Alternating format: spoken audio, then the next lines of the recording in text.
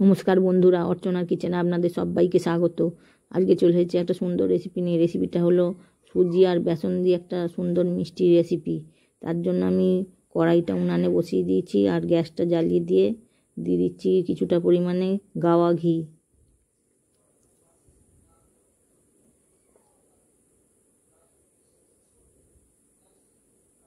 ঘিটা আমার গরম হয়ে গেলে আবার দিয়ে দেবো হাফ কাপের মতন সুজি।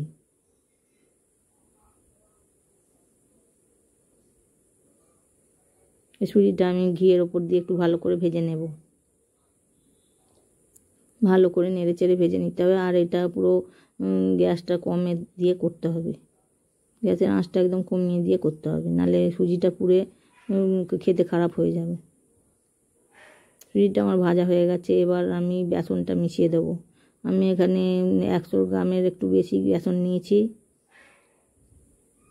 আর সুজিটা আমার 50 গ্রাম ছিল। বেসনটা দিয়েও ভালো করে নেড়ে চেড়ে সুজির সঙ্গে মিশিয়ে নেব। ভালো করে ভেজে নেব যতক্ষণ না সেন্ট ওঠে। সুজি আর বেসন থেকে একটা ভালো সেন্ট উঠে গেছে। এবার এটা আমার ভাজা হয়ে গেছে। গ্যাসটা অফ করে নামিয়ে নেব কড়াই থেকে।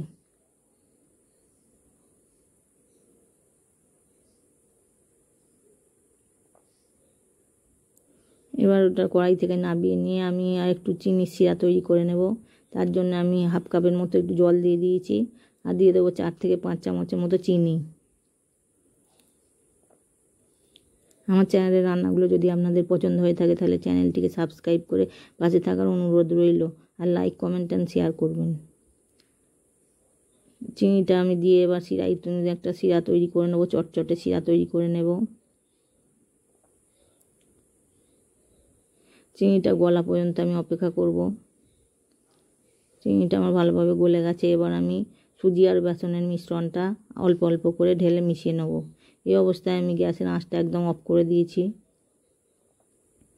নাহলে ডালা ডালা হয়ে শক্ত হয়ে যাবে। এবার ভালো করে আমি মিশিয়ে নেব মিশ্রণটা।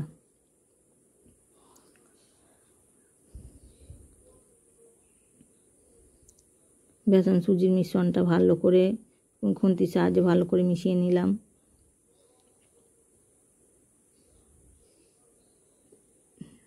এই অবস্থায় একদম গ্যাসটা জ্বাললে হবে না।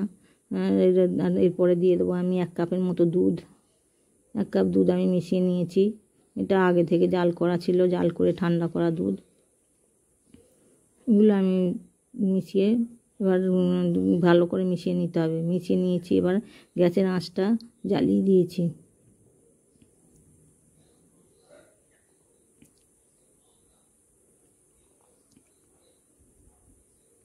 এবার ভালো করে নেড়ে চেড়ে মিশ্রণটা আরও ঘন করে নেব। একটা আটা মাখার মতন একটা চটচটে তৈরি করে নেব, ডো তৈরি করে নেব। এবার দিয়ে দেবো 1 চামচের মতো ঘি। ঘিটা দিলে আর কড়াইতে লেগে থাকবে না। ঘিটা দিয়ে ভালো করে মিশিয়ে নেব। আর এটাও কম আঁচে করতে হবে, নাহলে পুড়ে গিয়ে একদম খেতে খারাপ হয়ে যাবে। মিশিয়ে ভালো করে 1 মিনিটের মতো ভালো করে নেড়ে চেড়ে রান্না করে নেব। মিশ্রণটা আমার কড়াই থেকে উঠে আসছে, আমার তৈরি হয়ে গেছে। এবার আমি মিশ্রণটা অন্য পাত্রে ঢেলে নেব। মিশ্রণটা ডিশে ঢেলে নিলাম। এবার খুন্তির সাহায্যে আমি এটাকে ছড়িয়ে ছড়িয়ে ঠান্ডা করে নেব।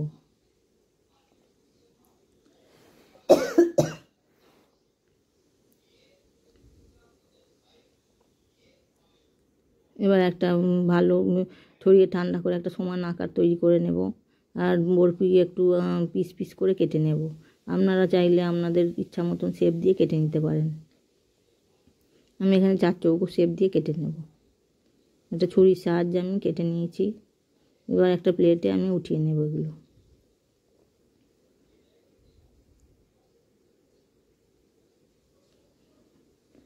এরকম করে খুব সহজেই বাড়িতে থাকা কয়েকটা উপকরণ দিয়ে আপনারা একটা সুন্দর মিষ্টি রেসিপি তৈরি করে নিতে পারেন।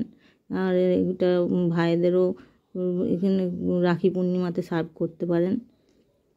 খেতে কিন্তু অসাধারণ হয়। একবার বানিয়ে খাওয়ার অনুরোধ রইল। আমি এগুলো প্লেটে উঠিয়ে নেব এবং কাজু বাদাম গ্রেট করে ওপরে ছড়িয়ে দেবো এবং কিশমিশ দিয়ে সাজিয়ে নেব।